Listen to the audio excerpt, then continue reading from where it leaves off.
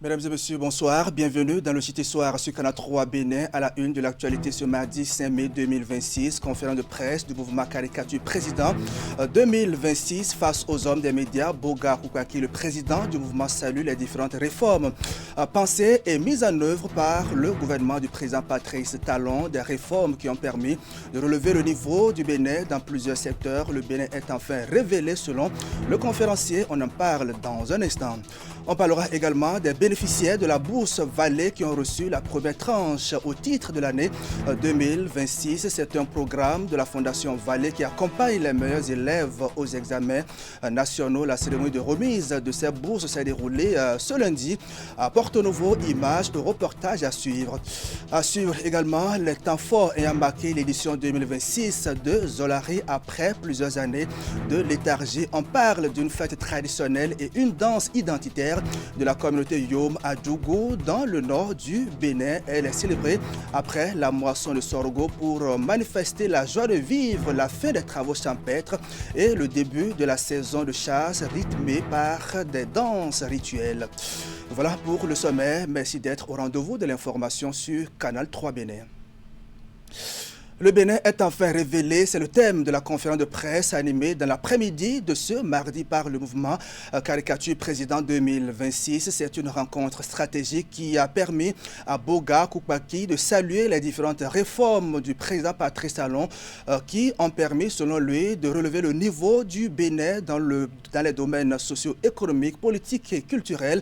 Il en a profité pour saluer le peuple béninois qui a compris que seule la voie du développement intégral est à privilégier en lieu et place des querelles politiques. Voici le point de la conférence de presse. Face à la presse, les responsables du mouvement Caricature du Président 2026. Au cœur des échanges, le chemin parcouru depuis 2016. Pour Dr Boga Koukaki, les réformes structurelles enclenchées par le président Patrice Talon depuis son avènement au pouvoir étaient indispensables. Aujourd'hui, les résultats sont évidents et le Bénin est mieux positionné sur l'échiquier international. Nous étions tous d'accord avec la commission Diogbenou en 2016 que la réforme ou les réformes étaient la chose indispensable. Donc le peuple avait donné caution à ce qu'on règle d'abord les problèmes d'ordre structurel, socialement, économiquement, politiquement, pour que le pays se retrouve normalement sur les rails. Et il faut avouer que 10 ans après, si nous sommes entendus sur les réformes, on en a véritablement eu. Il est ce transformateur-là qu'on peut appeler aujourd'hui le père du développement du Bénin. Revenant sur les récentes élections dont la dernière a porté un triomphe au Romuald Ouadani, le conférencier principal se félicite d'abord de la maturité du peuple béninois et exhorte chaque citoyen à accompagner le nouveau président de la République dans la continuité des actions de développement. Plus de 94% de suffrages accordés à un chef d'État doit pouvoir le rassurer que les 7 ans à venir, il vous aura, et la presse, et le peuple, et la jeunesse, et nos femmes, nos mamans, tout le monde à ses côtés, parce que ce n'est pas Ouadani qu'il faut développer, c'est le Bénin qu'il faut développer. Le message est clair, la réussite du pays repose sur la contribution collective. Et Dr Boga Koukaki n'entend pas rester en marge de cette révolution. Éducation à présent depuis 2003 grâce à l'appui technique et financier de la Fondation Vallée sous l'égide de la Fondation de France. Les meilleurs élèves aux examens nationaux sont identifiés pour bénéficier de la bourse d'excellence intitulée Bourse Vallée. Cette année encore, le rendez-vous est respecté. Les bénéficiaires de ce programme ont reçu la première tranche de leur bourse au titre de l'année 2026. C'est un accompagnement qui vise à leur permettre d'étudier dans de bonnes conditions. Le point de la cérémonie de remise de ces bourses avec Emma Rodon. De l'argent frais pour ces élèves et étudiants bénéficiaires de la bourse Vallée. Ils sont environ 700 apprenants à l'échelle nationale à recevoir cette bourse d'excellence. Le montant de la bourse évolue chaque année afin de tenir compte de la hausse des prix. Et à ce titre, cette année, les étudiants ont reçu 640 000 francs CFA, dont 320 000 francs versés là maintenant et 320 000 au mois d'octobre. Et les élèves reçoivent 320 000 francs, dont 160 000 dès ce mois d'avril et 160 000 en octobre. Au Bénin, la Bourse Vallée est une véritable institution. Elle est octroyée depuis 24 ans et a contribué au bonheur et à la réussite d'une multitude d'apprenants. Depuis 2003, je crois qu'on dénombre plus de 20 000 bourses déjà accordées, ce qui est quand même énorme, soutenant ainsi la jeunesse béninoise engagée dans un parcours d'excellence. La Fondation Vallée porte haut les valeurs que partagent la France et le Bénin, en offrant à ces jeunes la possibilité de poursuivre des études dans de bonnes conditions. La joie qui m'anime est immense. Immense dans la mesure où on est à la 24e édition de cette bourse. Donc ces enfants que vous avez vus, ces jeunes que vous avez vus ce matin n'étaient pas nés au moment où on a commencé cette bourse. Quel plaisir de voir un tel projet qui est vraiment dur dans le temps, un tel projet qui continue et que mon souhait le plus ardent, et c'est sûr, Inch'Allah, que les enfants qui ne sont pas nés aujourd'hui vont bénéficier de cette bourse aussi plus tard. Jusqu'ici attribuée sur le seul critère de l'excellence, la bourse Vallée pourrait prochainement intégrer un volet social afin de mieux prendre en compte les apprenants issus de milieux vulnérables. Toujours dans l'actualité, les professionnels des médias du Bénin et la haute autorité de l'audiovisuel de la communication ont célébré le dimanche 3 mai, édition 2026 de la Journée mondiale de la liberté de la presse, une journée célébrée chaque année pour sensibiliser à l'importance de la liberté de la presse et rappeler aux gouvernants leur devoir de respecter le droit à la libre expression. Le thème de cette année, façonner un avenir de paix, proclamé par l'UNESCO, met en relief le rôle crucial des médias dans la construction d'un monde stable. Édouard Loko, président de la HAC, a saisi cette occasion pour lancer la réflexion sur la trêve politique à laquelle les organes de presse sont désormais confrontés dans leur fonctionnement au Bénin. On fait le point avec Vigila Rodayon. Des professionnels des médias autour du président de la haute autorité de l'audiovisuel et de la communication ce 3 mai 2026. C'est la 33e édition de la Journée mondiale de la liberté de la presse. Occasion pour les journalistes de faire une pause, le temps de réfléchir de façon approfondie sur l'avenir de leur corporation dans un contexte marqué par 10 ans au cours desquels le secteur des médias a été sérieusement éprouvé par le pouvoir politique. Ça n'a pas été facile. Non, je le sais. Mais vous avez tenu. Vous allez tenir encore. Nous allons tenir encore. Nous allons nous aider à tenir encore. Les moments qui s'annoncent, je lis ça déjà dans certains journaux qui voient venir. Les moments qui s'annoncent seront encore plus éprouvants, a laissé entendre Édouard Loko. Le fonctionnement des médias est d'autant plus dépendant de la politique que la trêve que le Bénin s'est désormais imposée sera très contraignante pour les organes de presse. Avec la trêve politique, est-ce qu'il n'y a pas une obligation désormais pour l'État de mieux accompagner les médias ? Parce que c'est vrai, ce n'était pas une bonne idée, mais nous avons drogué notre public, notre auditoire à la polémique politique et politicienne. C'est ça qui marche. Nous n'avons pas habitué notre auditoire, notre lectorat à ce qui se passe, à ce qui est essentiel, mais aux polémiques. La politique a été pour une bonne part notre fonds de commerce. Ce fonds de commerce qu'on veut geler, comment nous allons faire ? Le président de la haute autorité de l'audiovisuel et de la communication n'entend pas laisser les professionnels des médias se substituer aux politiques.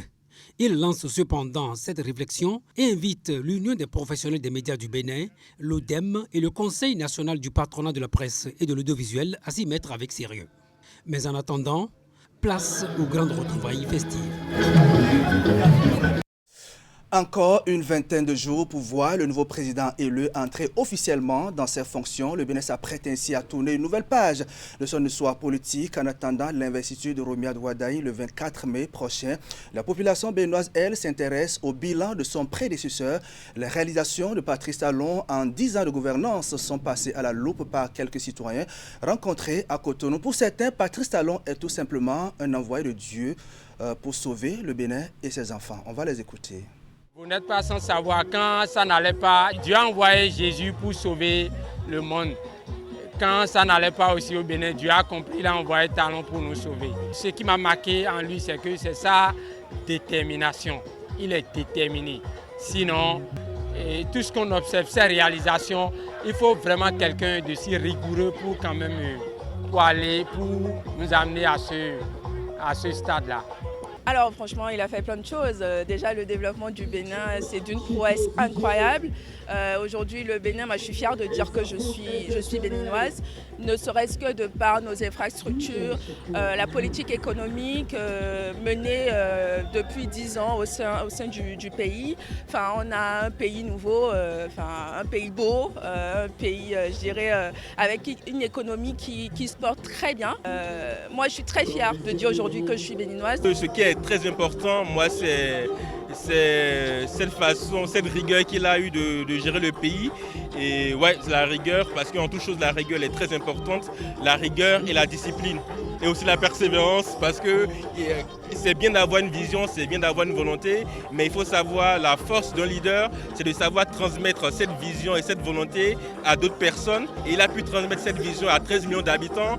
Je ne vais pas dire particulièrement, mais l'apport qu'il a fait, surtout sur le plan tourisme, social, à peu près ça m'aide beaucoup parce que ça m'ouvre de nouvelles portes vers l'international. Bon, personnellement, je crois que, je viens de le dire, il y a eu des travaux. D'abord les routes, parce que les routes c'est important. Il a eu de grandes choses qu'il a eu à faire. Voilà une gouvernance à impact visible, donc notamment sur le plan infrastructurel. Ces citoyens ont profité du micro de nos reporters pour adresser leur message au chef de l'État Patrice Talon, qui aura fait rayonner le Bénin sur le plan international et ce, dans bien d'autres domaines. Ils expriment leur fierté d'appartenir à une nation qui a retrouvé ses marques et ses lettres de noblesse. Moment de remerciement donc au président Patrice Talon. Suivez. Ce que je vais lui dire, Agbono. Merci beaucoup pour l'image que tu as redonnée à notre pays. Aujourd'hui, moi je suis fier de mettre la main sur ma poitrine et de dire que je suis béninois.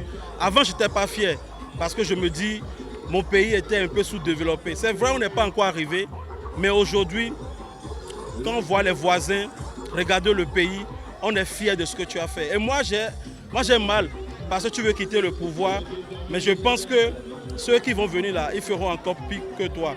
Merci beaucoup, longue vie à toi et que Dieu te donne vraiment la santé. Merci beaucoup et bonne retraite. Là maintenant, je vais lui dire merci, beaucoup merci, infiniment merci, que Dieu le protège et que je voulais aussi lui dire qu'il continue toujours dans cette lancée, cette rigueur et que c'est une personne qui m'inspire beaucoup et que j'aimerais peut-être une fois le rencontrer. Le président il a beaucoup fait, c'est pas sûr que quand je vais commencer à citer on pourra finir. Mais les trucs qu'il a surtout fini et moi j'ai vu, c'est que les routes sont toujours en finition et ça a été impeccable en fait. C'est un bon travail qu'il a fait dans le pays et grâce à lui aujourd'hui, il y a beaucoup de personnes qui viennent visiter notre pays enfin. Alors big up patron, moi je te dirais toujours, soutiens toujours le nouveau et on est avec toi. Son Excellence Patrice Athanas Talon, il a révélé le Bénin.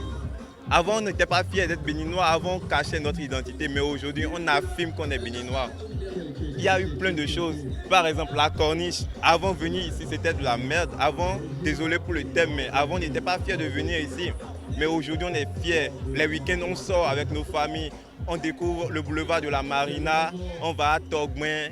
Non, il y a assez de choses. Il y a assez de choses qu'on ne peut même pas dire. Tout ce qu'on peut juste dire, c'est merci. Merci le Père. Merci pour tout ce que vous avez fait pour notre pays, le Bénin. À jamais, on ne cessera de vous remercier. Des mots de gratitude donc de certains citoyens à l'endroit du chef de l'État Patrice Talon. Tout autre chose à présent avec cette question en période de chaleur. Quelle tresse correspond-il aux femmes? Nous avons cherché à le savoir. Un tour dans quelques salons de coiffure. Les femmes ont pris la parole pour dire leur choix et surtout leur préférence dans cette période de tresse légère et simple pour mieux supporter la chaleur au quotidien. C'est l'une des alternatives. Mais plus loin, au-delà des tresses, il est aussi important de penser à l'entretien des cheveux en cette période. Alors comment s'y prendre? Voici le reportage. J'ai souvent chaud, raison pour laquelle je fais les nattes. À Cotonou, les tendances dans les salons de coiffure changent en cette période de chaleur.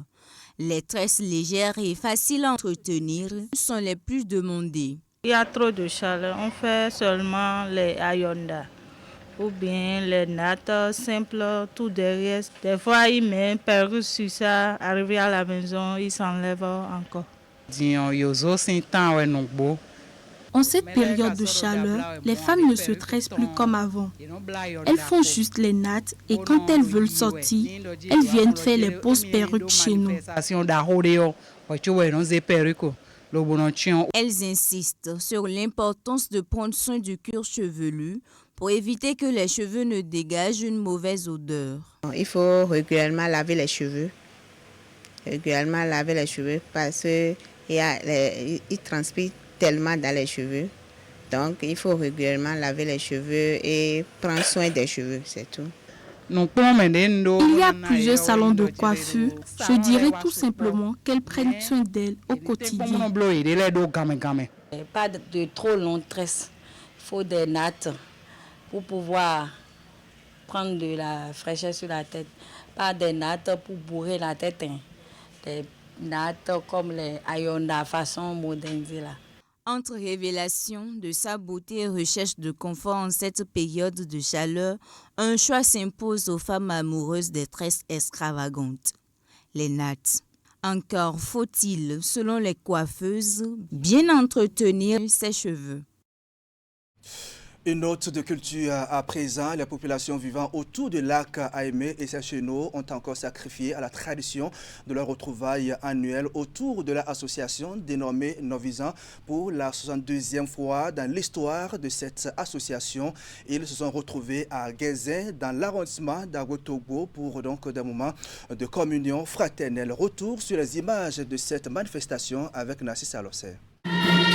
L'aventure associative commencée ici depuis 1964 autour du lac Kaimé et ses chenaux se poursuit. Les retrouvailles annuelles des communautés vivant autour du lac à travers l'association Non-Visant. Mobilisation et sur la dynamisation. L'objectif central est qu'il faut s'unir. S'unir et mutualiser les efforts autour des questions liées à la survie et au développement de leur patrimoine ancestral. Et l'Eucharistie célébrée pour la circonstance a révélé le sens de cette communion fraternelle. Non-Visant dans notre langue veut dire le jour du frère. Et ceci pour mettre en exergue l'importance de la fraternité. Et ceci ne peut pas laisser indifférent notre pays de Bénin. La devise de notre pays, c'est fraternité, justice, travail. Donc cette devise commence par la fraternité. Et sous les yeux de la vice-présidente de la République et de président des institutions de l'État, cette fraternité a été célébrée à Guézin, un village lacustre dont le potentiel touristique est peu connu du grand public. Les gens connaissent Agatogbo, on connaît comment, on quitte Cotonou, on va à Lomé, on dit Guézin c'est à droite. C'est quoi Guézin, on ne sait pas. Alors qu'en réalité, Guézin c'est un site touristique. Celui qui met 20 milliards, qui investit 20 milliards à Guézin, en 10 ans, il peut faire tout sur investissement. Et puis amortir. Ce potentiel a été magnifié par des centaines de touristes et les membres de ces communautés dont les responsables disent s'employer pour la visibilité de non-visants. Et nous avons osé pour que les choses se passent bien et que nous ayons l'audace de foncer pour arriver effectivement à ce succès-là.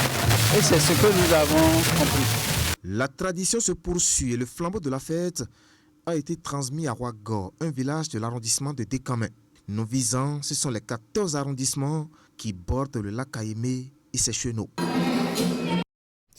On va finir avec une autre note de culture qui nous conduit cette fois-ci à Djogo. Le Zolari revient sur scène à Sassiro. Vous allez le voir, c'est une fête traditionnelle, une danse identitaire majeure de la communauté Yom à Djogo, célébrée après la moisson du sorgho. Cet événement culturel marque la joie de vivre la fin des travaux champêtres et le début de la saison de chasse rythmée par des danses rituelles.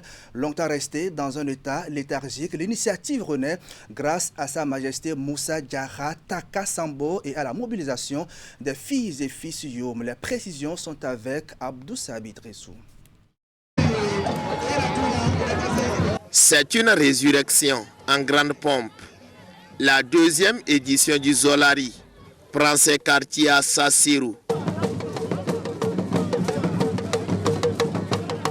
L'engagement des filles et fils de l'ère culturelle Yom témoigne de leur détermination à préserver leur patrimoine. Le Zolari, c'est la fête des moissons. Le Zolari, c'est notre culture et fier de l'organiser. Le Zolari, c'est notre identité en tant que Yora. Ce que je nous souhaite ici et maintenant, c'est que nous puissions nous donner la main. Personne ne sera de trop. L'important, c'est que nous puissions vraiment continuer de célébrer la Zolari. Il y a un retrait tout à fait que je sois notre Your. Faire en sorte que nos comportements reflètent le vrai Youra.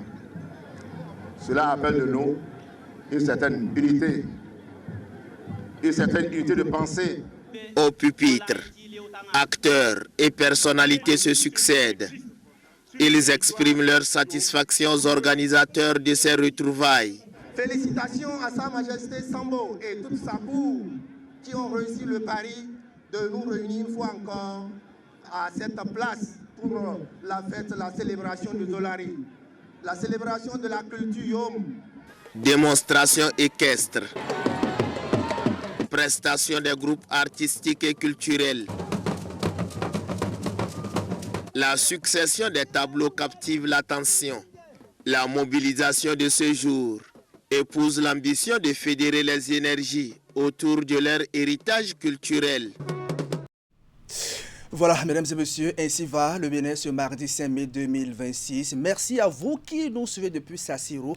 C'est à Djougou. Merci de votre fidélité au programme de 43. Bénin, l'info continue avec Wahab Alikpara et ses invités Delphin Gangana et Paul Ano de Guénon. Thème du débat de ce soir, gouvernance 2016-2026, que retenir comme acquis.